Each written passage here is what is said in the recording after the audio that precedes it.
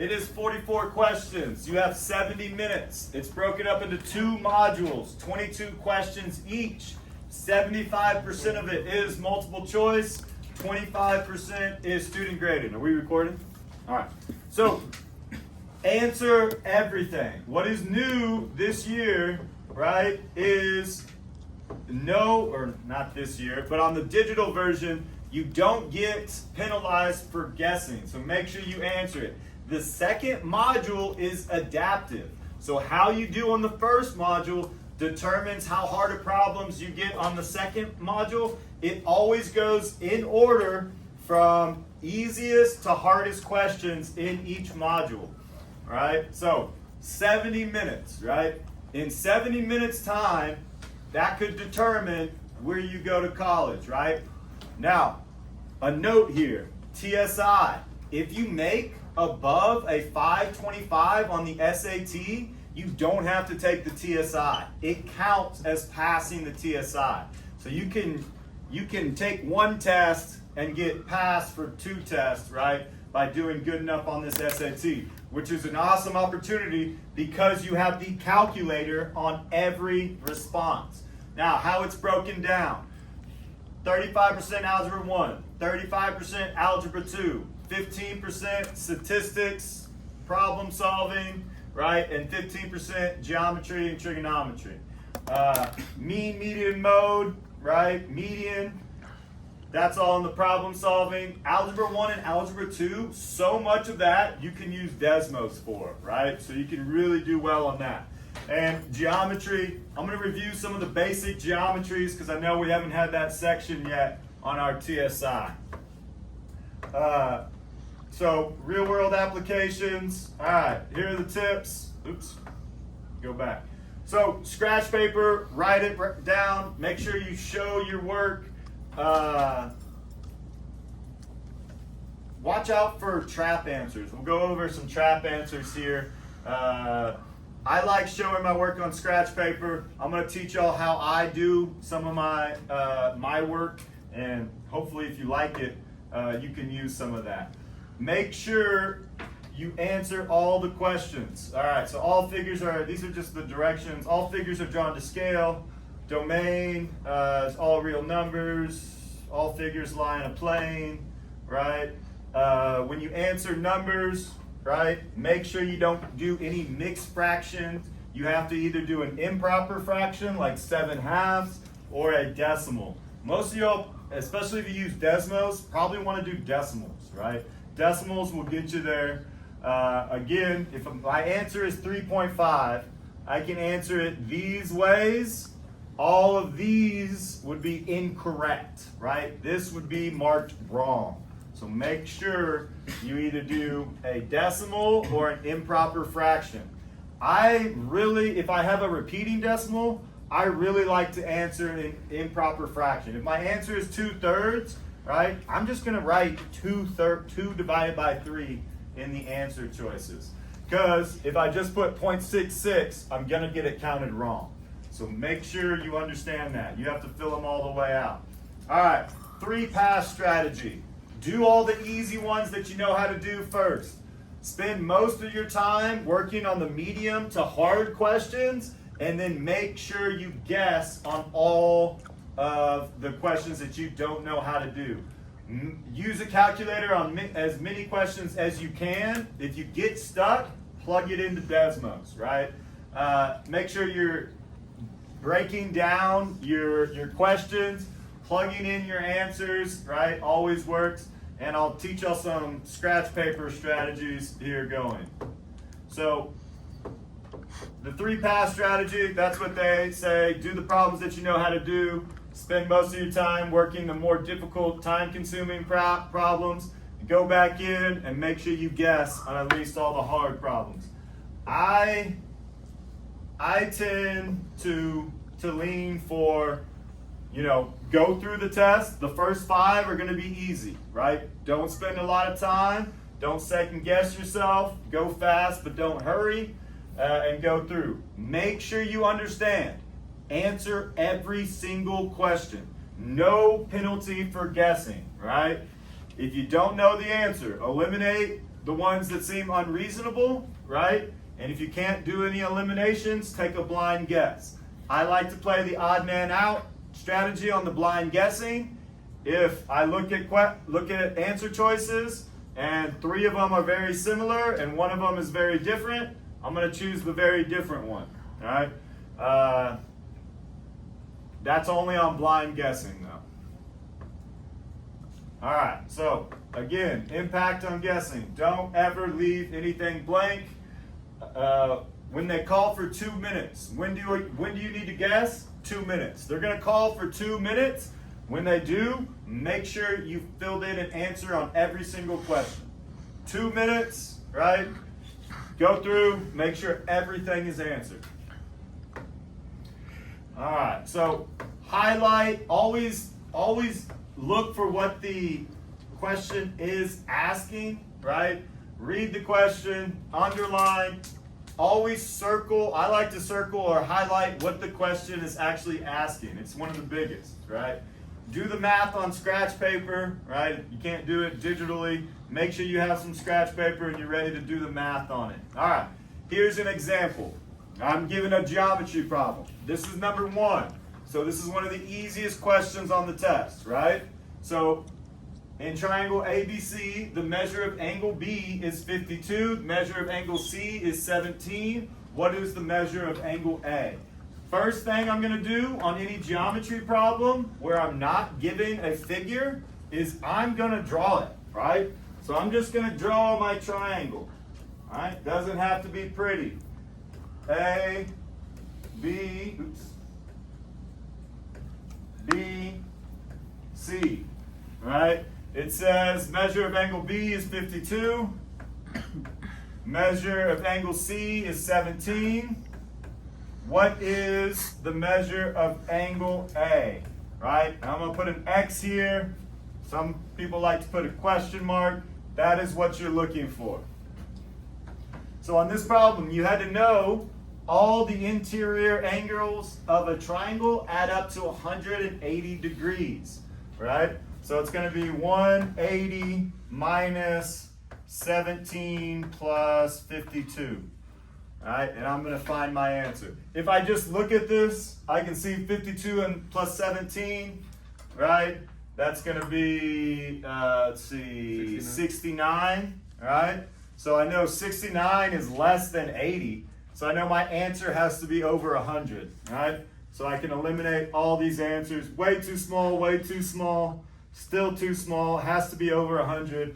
I know the answer is D. Didn't even have to do any math. Make sure you draw pictures on all the geometry problems, right? It's going to help you out. And if you do the math, you will get 111 degrees. 180 minus 69 is 111. All right, write this question down. You're getting blue check marks on your notes today, right? So make sure you have this down. I want you to have this picture, right? Easy question. We have to do these questions in under 60 seconds, all right? The first 5 questions you need to do in under 60 seconds, right? Go fast, but don't hurry. Make sure you go through the steps. If it's a geometry problem, you draw the picture, all right? All right, I'm going to move on. You do have these PowerPoints on your Google Classroom, so if I go a little too fast, right, go ahead and check it out.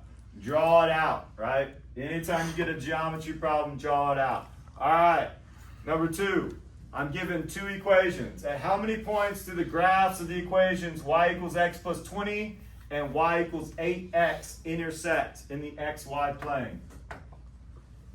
Well, what do I do if I'm given 2 equations? Desmos. Yeah, just plug this in Desmos. Boom. Plug that in, plug that in. See how many times they intersect? I can tell you right now, I know that these are 2 linear lines, right? They're 2 lines. So I can either have no solutions if they're parallel. Are these lines parallel? Do they have the same slope?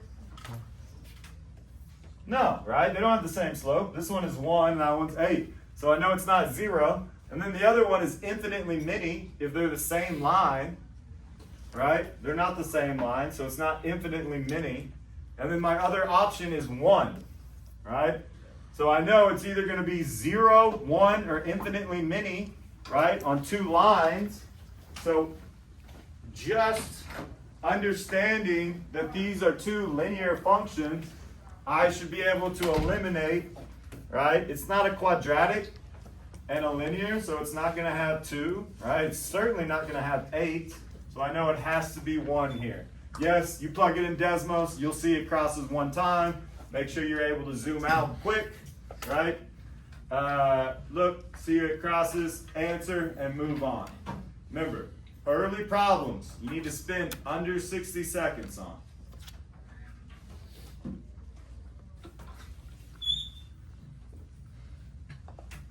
All right. Remember, these are on, all of these are on your Google Classroom. If I move a little too fast, right, use Desmos anytime you get 2 equations. Anytime you get 2 equations, you should be able to use Desmos. All right, what about this one? Given the equation 4x squared minus 50x plus 126. The given equation defines the function f for what value of f or of x does f of x reach its minimum. So right here, right, I'm looking for a minimum. I want to circle minimum. I see this is a quadratic. It's got a positive a, so I know that it opens up. So what should I do on this one?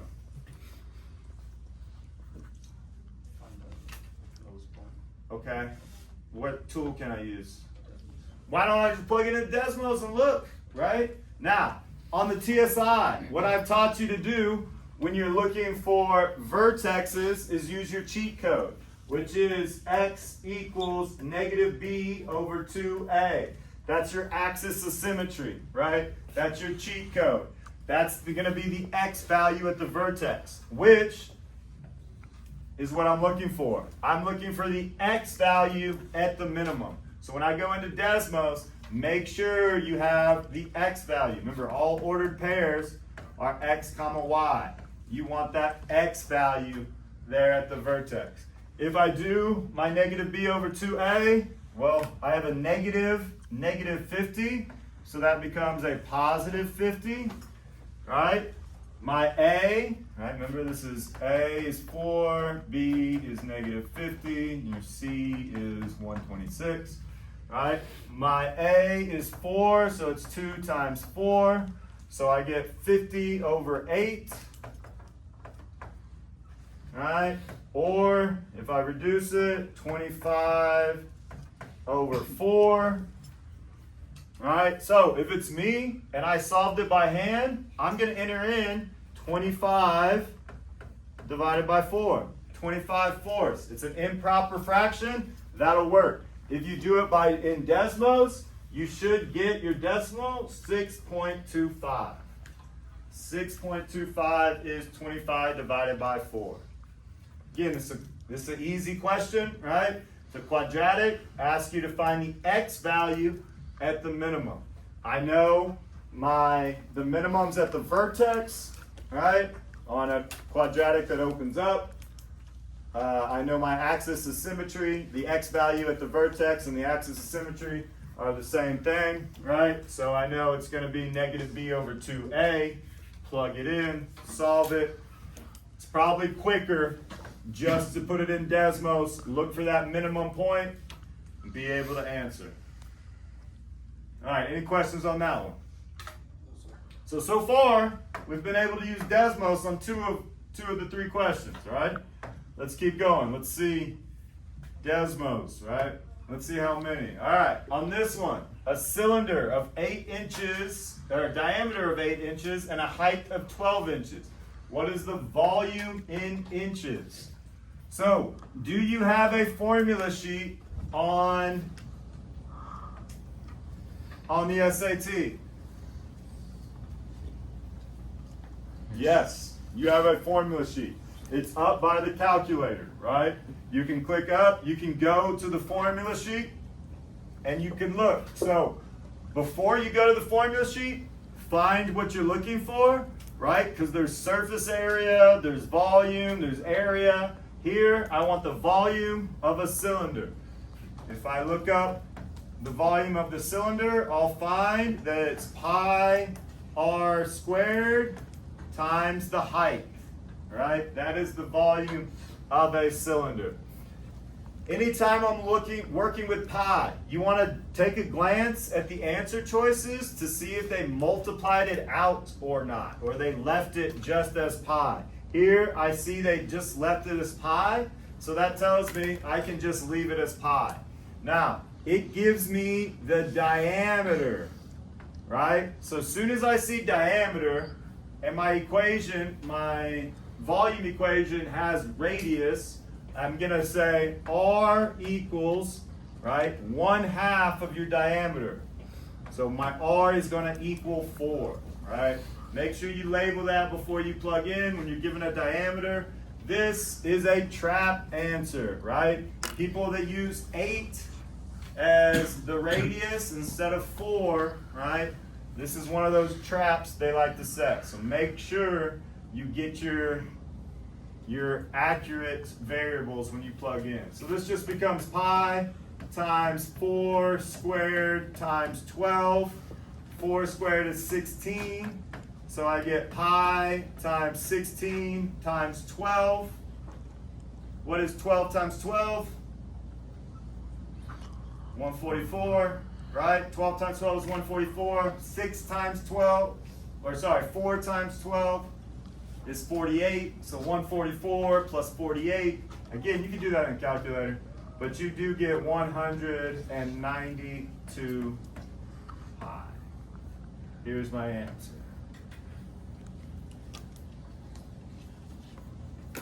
Right away, you know that it can't be this, right? It's 16 times 12, right? Gonna be bigger than that. Not gonna be near as big as 378, right? So you get the 192 pi. All right, make sure to have this work here. Once you get your answers, right, you can put everything in the calculator that doesn't have pi, and then you can just multiply it by pi. So you just 4 squared times 12. Put that in the calculator. You'll get 192. You know you still have to multiply it by pi. Boom, 192 pi.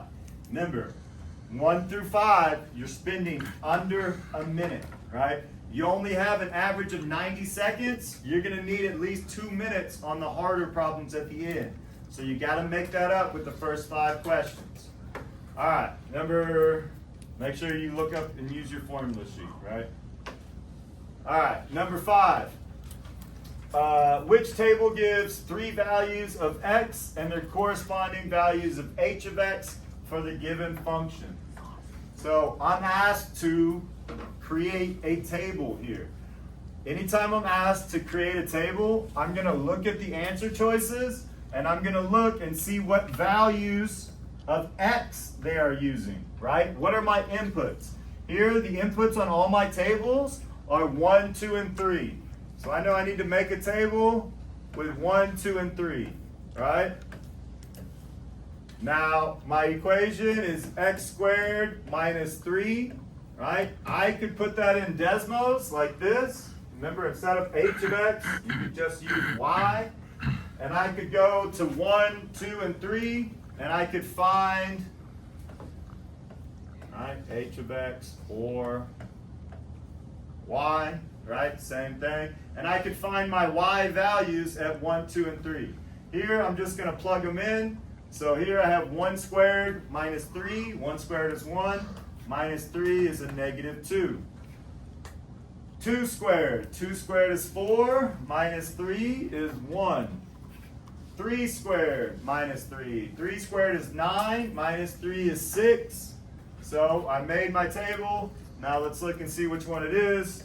Right? It's here at B. Negative 2, 1, and 6. Negative 2, 1, and 6.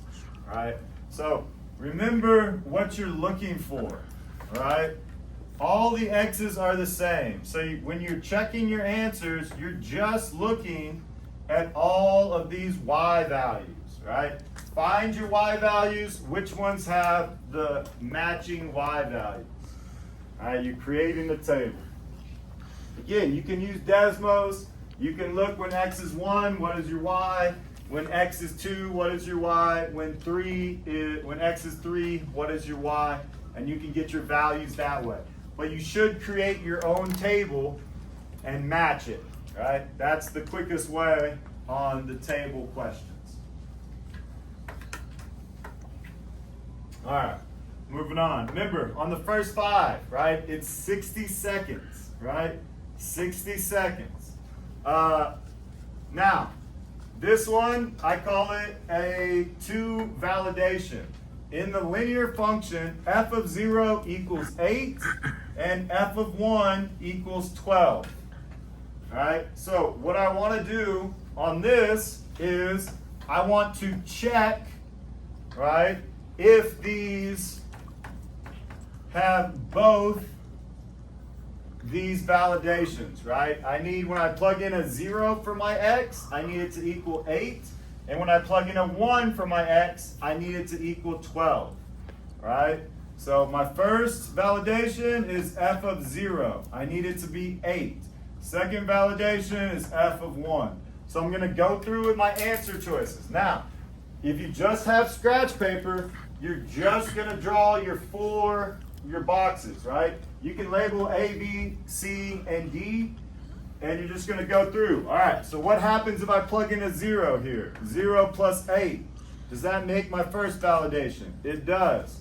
If I plug in a 0 here, so 4 times 0, right? Well, that's just 0, so that does not, right? Next one, 4 times 0 plus 12. Does that make my first validation of f of 0 equaling 8? Right? No, it does not, right? So x there. 4 times 0 plus 8, right? So 0 plus 8 does equal 8, right? So I have 2 that meet my first validation. Now, I only have to look at my second validation, f of 1 equaling 12. Well, I plug in 1, right? So second validation here, right? When I plug in 1, so 12 times 1 plus 8, that's 12 plus 8, right? That equals 20, and I was looking for 12, so it fails, right? That's out. Let's check it here. 4 times 1 plus 8, well, that's 4 plus 8, that equals 12. That is what I was looking for, right? So that one checks, all right? So my answer here is D, all right? Plug and chugging, right? When you're given these 2 validation type problems, make your little T chart, go through. Once they get an X, you're not working with them anymore, right? You cross them out. Does that make sense? Are y'all going to be able to do that 2 validation in a timely manner? All right. Now, this is question number 6, so it doesn't have to be 60 seconds, but it needs to be still under that 90-second threshold, right? So that's all you have per problem. 92 seconds a problem for 22 problems. All right. This is on Google Classroom. We'll post this video as well. All right, question 7. It's median, right? Who remembers what the median is? What's the median? We talked about it at the beginning of the year. The most middle number. That's the mode. The most occurring number is the mode. The middle one? The middle number is the median. Remember, your mode is your most occurring, right? Your most occurring number, right? Most frequent. Your mean is your average. Remember I said the average person is mean. And your median, right? The median is in the middle of the road, right? It is that middle number, right? Make sure we remember that statistics. 15% of the test is on that statistics and data analysis. First step in median is to put them in order. A lot of times, if this one's at the beginning of the test, number 7, but if it's at the later end of the test, right, like 16 or 14, somewhere in there, they won't be in order. So you need to make sure you have them in order before you find the median. Median is the middle. So if they're in order, which they're in order here, right? You just start crossing out from the sides. All right, I've crossed out 3 each side. Well, there's 4 each side. There's my middle number of 77, right? There's my answer. What happens if there was another number here? Say there was 77 and there was another 79 right here. What happens if I got 2 numbers in the middle? You add them and divide by 2. Very good, V. So make sure you're ready for that, right? Median, means, still pretty easy questions, I think, right? Let's make sure we get those right. If you got 2 in the middle, add them and divide by 2. So if there was 77 and 79 in the middle, the median would be 78, right? Add them and divide by 2. All right. Good job. So, basic statistics, make sure you remember your basic statistics. If they're not in order from least to greatest, or from greatest to least, make sure you put them in order. All right, next question. Total cost in dollars to lease a car for 36 months from a particular dealership is given by the equation f of x equals 36x plus 1,000, where x is the monthly payment in dollars. What is the total cost to lease a car when the monthly payment is $400? All right, this one's a really good example of why you should highlight, right, and figure out what the question is asking. So here it says, what is the total cost? Let me do it a little bit different way. So you're looking for your total cost, right? And it's given your total cost function, right? The total cost is f of x, right? So I know this is my total cost function. It says x is your monthly payment. What is the total cost when the monthly payment is $400? So when I underline, pretty easy, understand. I need to take 400, which is my monthly payment, and plug it into my total cost function. So I just do 36 times 400 plus 1,000. You can plug all of that into a calculator and get your answer pretty quick, right? So 36 times 400, I believe, is 14,400 plus 1,000, right? So the answer is going to be 15,400. All right, all I had to do was plug that in. Plug in what your monthly payment is. Again, still kind of at the beginning, right? Still need to be going quick. Now, if we can do the first 10 all with 60 seconds or less, that's going to give us enough time to be able to complete those hard questions at the end. All right.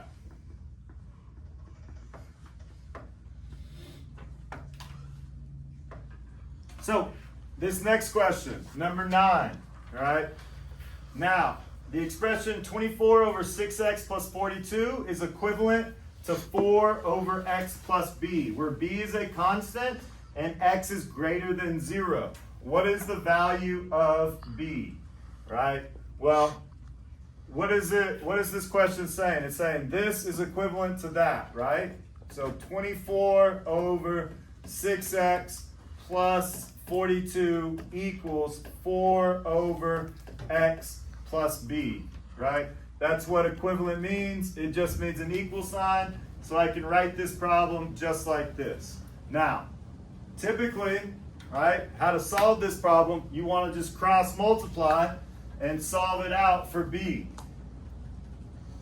Could I do this in Desmos? Anybody know how to do it in Desmos? All right, so I'm going to show y'all real quick how to do this one in Desmos. There is a little trick. Instead of b, you need to put y, right? And you have your x's. Instead of b, I want you to put y.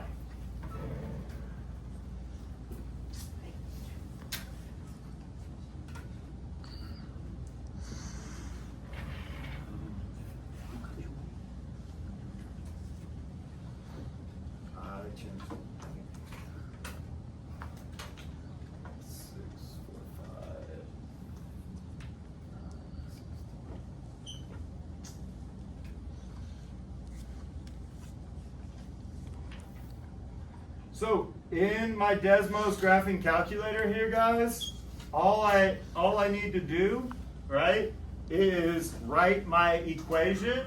24 divided by 6x plus 42 equals 4 over x. Now instead of y, right, instead of b, I'm going to put a y. If you just put a b, right, you'll get this error sign and it will not work.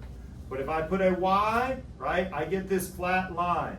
This flat line is at 7, right? I can see that this flat line is at 7. Hopefully I can click somewhere on it, right? And I'll be able to find, okay, well that is my y value. The y value here has to be 7. So you can actually do these type of problems with Desmos, right? You just need to put them in. Make sure it looks exactly like your formula. So anytime you get two equations, most of the time you can do it with Desmos. If you get other variables, right? If you have an x and an a, or an x and a different, a z or whatever it is, just substitute that other variable for y and you'll be able to solve. Now you do get this flat line, right? That is just telling you that your b is constant at 7, right?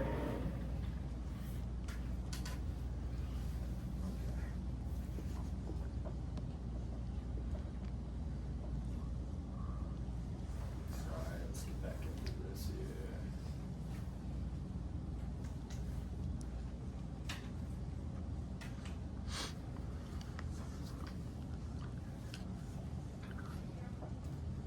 All right, so the answer to number 9 here is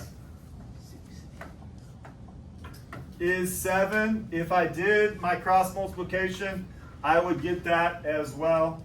I'll do it. It's on the other video. I may clip that in there so y'all can see how to do the actual math. But you will get it if you do your cross multiplication and solve.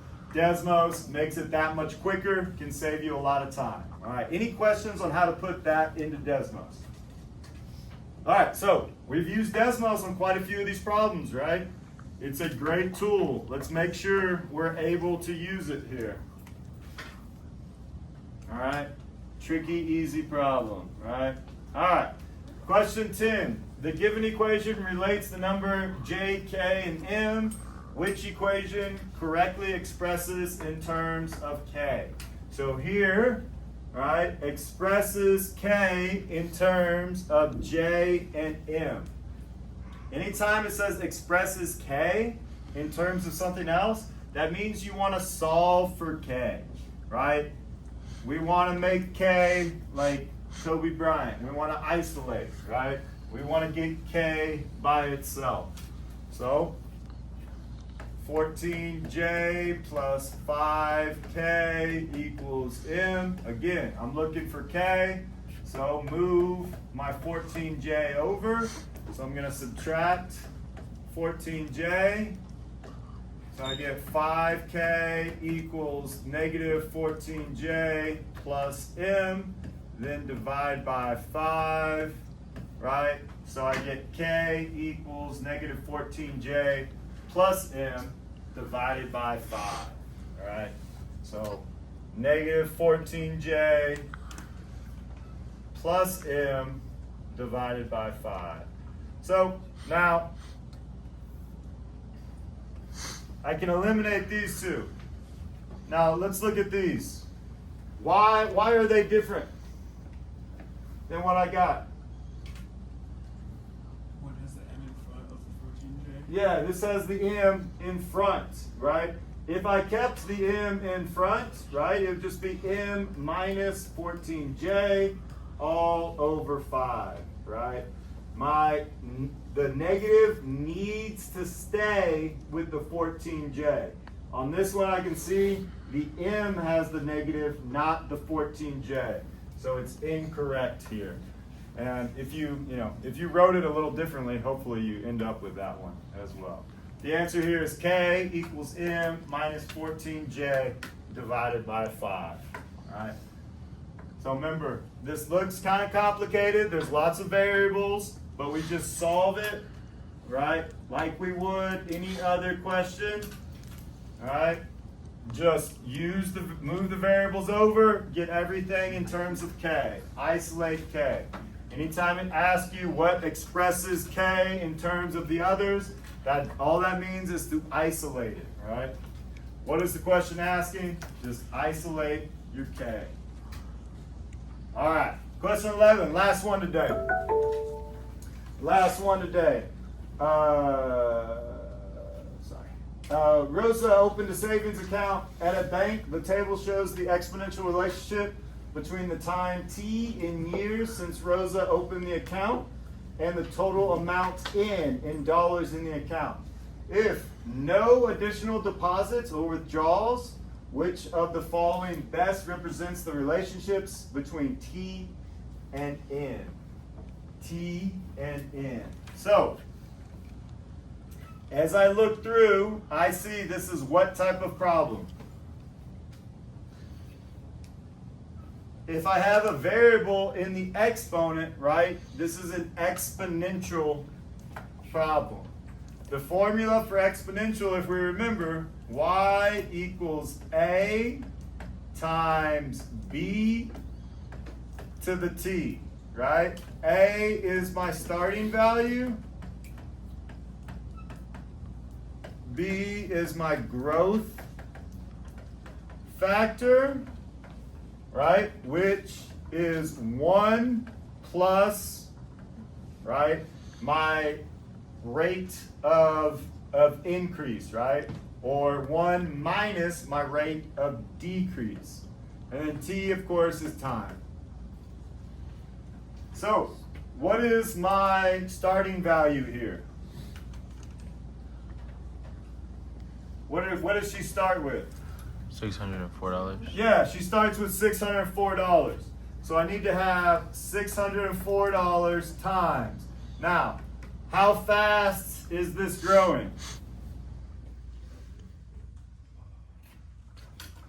Not very fast, right? Very, very small. So it's going to be, I'm just going to say 1, oops. I'm going to say 1 plus, I'm going to say a very small percentage. So if you want to, you can just put a placeholder. I'm just going to say 0.001. I don't know how fast it is, but it looks really small, and it's going to be to the T. She's not putting any money in. Now, is this going to be enough to get me the answers? Well, let's look at the answer choices. Can y'all see? Why can't y'all see the other answer choice down there? If I look at the answer choices, the only one that's remotely formatted correctly with the correct starting value with a 1 plus a growth factor to the T is answer C. No, nothing else is even close, right? These have massive exponentials, right? That doesn't have a starting value. And I know the fourth one that you can't see has 0.004 times 1 plus 604 to the T, right? So this just structure was enough for me to get the answer on this. Now, if you had a question, you could always plug these into Desmos to see if you got these values, right? You could plug them into Desmos and you could see if they actually worked and got those values.